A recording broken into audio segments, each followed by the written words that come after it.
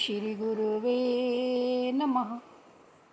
अखंडानंद बोधाय शिष्य संतापहारिणे सच्चिदानंद रूपाय रामाय गुरुवे नमः।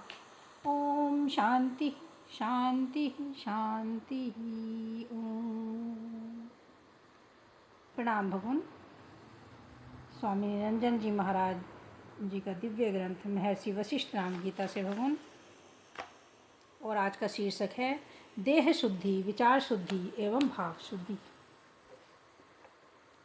देह परिधि है, परमात्मा केंद्र है, वही हमारा स्वरूप है। शरीर, विचार और भाव, इन तीनों की शुद्धि हो जाने पर हम परमात्मा के सम्मुख होने के अधिकारी बन जाते हैं, अलौकिक से संबंधित हो जाते हैं। किंतु शरीर, विचार और भाव की शुद्धि परमात्मा से मिलन नहीं है, एक हो जाना नहीं है। वह परमात्मा को जानना है, परमात्मा में मिल जाना नहीं है, क्योंकि जानने में आने वाली वस्तु से जानने वाला भिन्न ही होता है। शुद्धि की भूमिका तो हमारी दृष्टि को परमात्मा की तरफ आकर्षित करती है, परमात्मा की ओर उन्मुख करती है। उसके बाद शून्य की दृष्टि परमात्मा से एकत्व कराती है, जैसे नदी चलकर सागर में मिल जाती है। अतः शरीर, विचार एवं भाव को प्रथम शुद्ध करना है। इसके बाद शरीर, विचार एवं भाव के प्रति शून्यता लाना है। शरीर की शून्यता शरीर तादात्म्यता का विरोध है। शरीर की शून्यता शरीर तादात्म्यता का विरोध है। शरीर के साथ हमारा भ्रांत संबंध है। हम ऐसा नहीं कहते हैं कि हमारा शरीर, बल्कि हम ऐसा मानते हैं कि हम शरीर हैं, मैं शरीर हूँ। यदि मैं शरीर नहीं हूँ यह भाव जग जावे तो शरीर संबंधी सभी अनात्म अध्यास अर्थात अहंकार की निवृत्ति हो जाएगी। शरीर के साथ हमारा तादात्म्य टूट जावे तो शरीर शून्यता अवश्य घटित होगी। आत्मनिष्ठ ज्ञानी को कोई मार नहीं सकता। परीक्षित को सर्प डसने आकर बैठ गया। सुखदेव ने कहा कि अब तुझे यह डसने वाला है, तुम मरेगा। परीक्षित कहता है, जिसे आप परीक्षित कह रहे हैं, सर्प उसे डसेगा, वह आप उसे देखेंगे, उसी प्रकार मैं भी उसे देखूंगा। मुझे वह छू भी नहीं सकता, मेरा कुछ भी नहीं बिगाड़ सकेगा। ज्ञान अमृत के पान से मेरा देह भाव त्याग हो चुका है। जहाँ तक कोई कुछ कहानी पहुँचा सकता है, वहाँ तक हमारा होना नहीं है।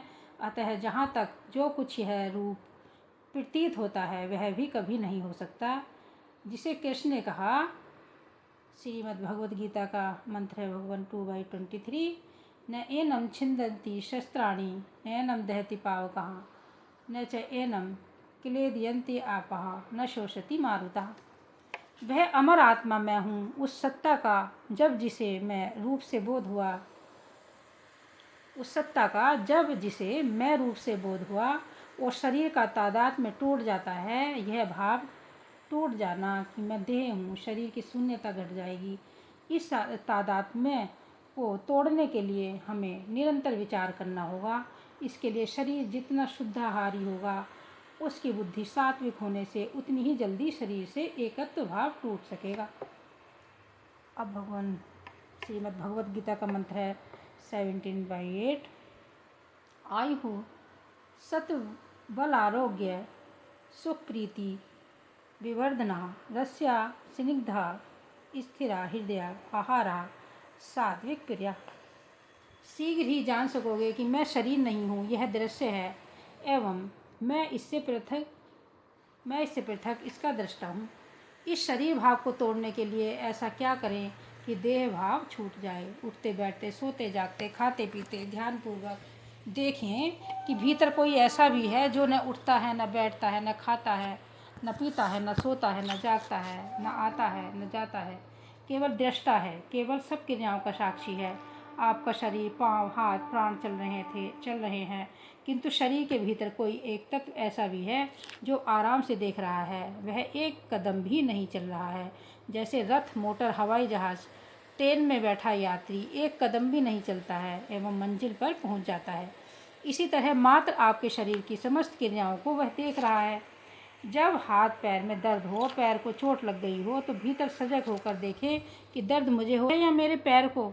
आप तो इनसे अलग इनको जानने वाले हैं।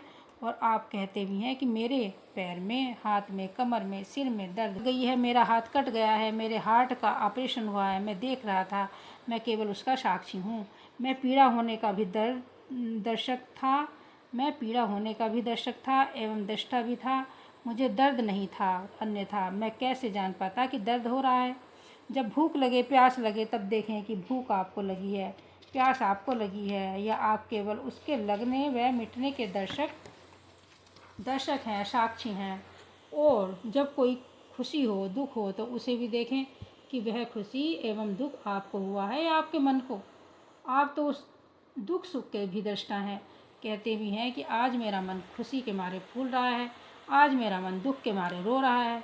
मैं तो केवल जान रहा हूँ, देख रहा हूँ। ओम शांति शांति शांति। प्रणाम भगवान।